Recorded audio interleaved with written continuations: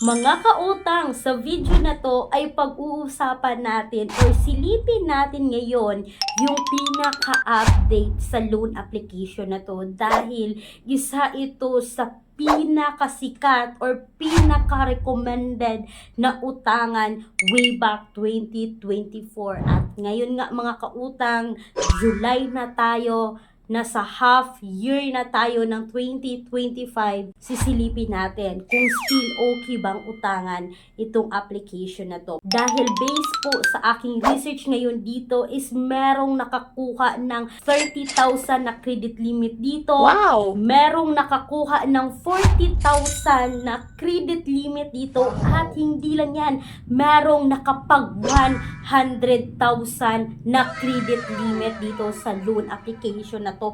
Kaya i-share ko ngayon sa inyo ang kanilang experiences sa loan application na to. Pero bago yan mga kautang, gusto ko lang sabihin sa inyo na kung hindi man kayo mapalad sa mga loan application na nabanggit ko recently, may mga alternatives tayo na apply direct website na hindi po nang a-access ng phones kasi nga pwede kayo mag-apply direct website, but make sure na mag-do-a research muna kayo bago nyo utangan, alamin mo muna lahat ng mga details. So eto na nga mga kautang, no, excited ako ngayon dito kasi pag-usapan agad natin si Mabilis Cash, which is under po ng Mali Lending Corporation. And yes mga kautang, si Mali Lending is nakasec registered, submitting and accessing entities sa CIC at kasali po sa recorded online platforms dito sa Pilipinas at wala po siya sa revoked list ngayon. So sabi ko kanina na meron agad na kapag 30,000 dito mga kautang, ito ay given noong April 30, 2025.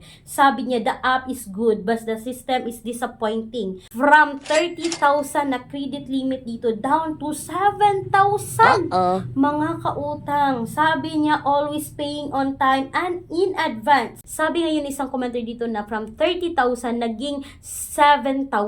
At ang hindi lang yan mga kautang, no, ito pa yung sabi ng isang commenter na given noong May 31, 2025. Sabi niya, I've been a loyal customer since last year and this app has always been reliable whenever I needed urgent cash. However, after the latest update, my credit limit was reduced from 100,000 to 0. Nako, napakasakit. From 100,000 down to 0, and the app now asks for more additional permissions. You've already collect my information before. Why you ask for more? Bakit pa raw nanghihingi si Mabilis Cash ng other information? And if this continues, I pay off my remaining balance and stop using the app. Very disappointing. So mga kautang, isipin nyo yan, from 100,000 to 0, ay nako. At hindi lang yan ngayon. So sabi pa ng isang commenter noong June 25, 2024, sa 40,000 na credit limit niya dito mga kautang, at meron siyang 18,000 available credit kasi hindi niya kinuha lahat, parang pinaunti-unti niyang pagkuha dito. Napaka-terrible daw ng customer support ngayon ng Mabilis Cash. And believe me, they're wasting money paying people who have zero knowledge about their product. So mga kautang, napaka-disappointed talaga.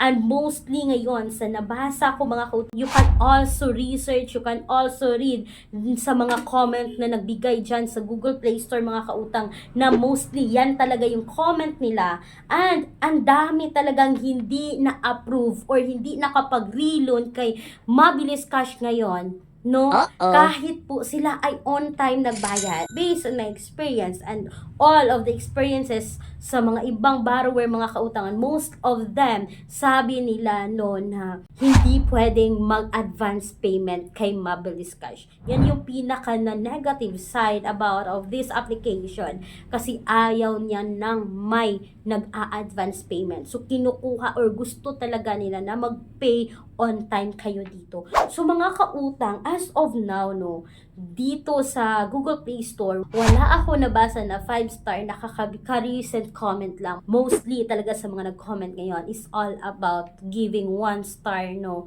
na hindi sila nakapag-reloan or bumaba yung credit limit nila dito or nawala yung credit limit nila. So yan lang muna mga kautang. kautang, yung pinaka-update ko ngayon dito kay Mabilis Cash. So far, no, sana po ay matulungan or sana po ay maayos ng lending company na ito, itong si Mabilis Cash. Kasi ang dami namang natulungan nito before, way back 2024, na okay talagang utangan itong si Mabilis Cash. Yan lang muna sa ngayon mga kautang, but magbibigay po ako ng other info nito. Abangan nyo lang po yung mga susunod uploads ko mga kautang. At kung kayo ay still naghahanap sa malaking mauutangan like bank personal loan, yes mga kautang, legit po ito na bangko nagpapautang ng 20,000 to 2 million pesos. And please take note that all applications submitted is subject for bank approval. Si bangko pa rin yung mag-decide kung kayo ba ay approve or decline dito. Alam naman natin na bangko, meron talaga silang credit evaluation sa bawat client na ipapasok mga kautang na gustong umutang dito. Tinitingnan nila yung credit limit ng client kung pasado ba. So mga kautang, once again, kung kayo man ay may experience kay Mabilis Cash, you can also comment down below. Once again, this is Clarice, ang inyong number 1 pala utang. Dahil utang is life. Bye bye bye mga kautang.